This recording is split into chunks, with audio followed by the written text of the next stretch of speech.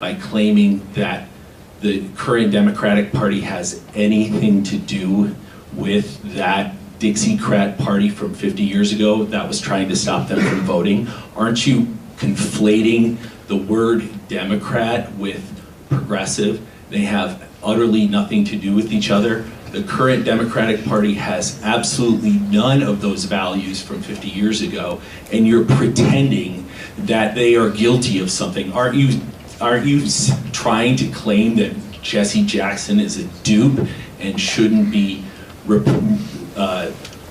supporting the Democratic Party because Abraham Lincoln was a Republican and freed the slaves? The Democratic Party was the party of the Dixiecrats all the way through the 60s. And if what you say is true, that the blacks made a switch to their racial friends, it would appear that the black switch would have to come in the 70s and 80s, when blacks see these racists are now moving over there, so it makes sense for us to move over here. But in reality, blacks moved overwhelmingly to the Democratic Party in the 1930s.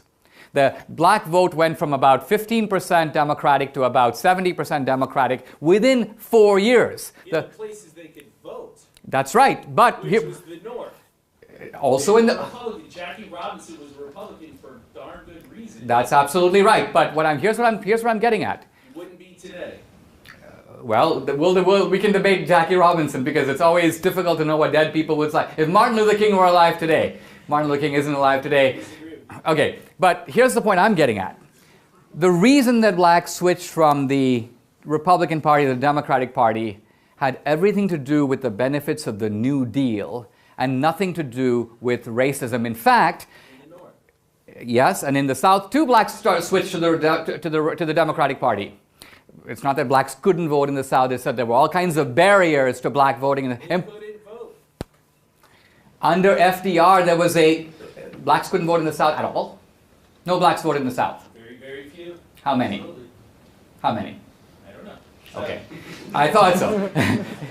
Look, there were all kinds of poll taxes and barriers imposed by the Democrats on the black vote until the Democrats realized that they could get the black vote by offering jobs, welfare, retirement programs. Are you telling me that FDR in the South was telling blacks who were voting for the Democrats, you can't vote? Not true. Not true. Blacks in the North and the South switched to the Democratic Party because of New Deal benefits. Many of them were very sad about doing it because they were leaving the party of emancipation and Lincoln and flinging themselves into the party of the Ku Klux Klan and the Dixiecrats who were in the South and were in the Democratic Party. Exactly. So what I'm saying is it was a Faustian bargain in which you get economic benefits and at the same time you're in bed with the racists and you're on your own team.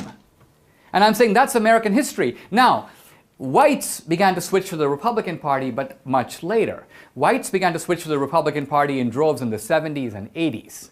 Now, here's the point.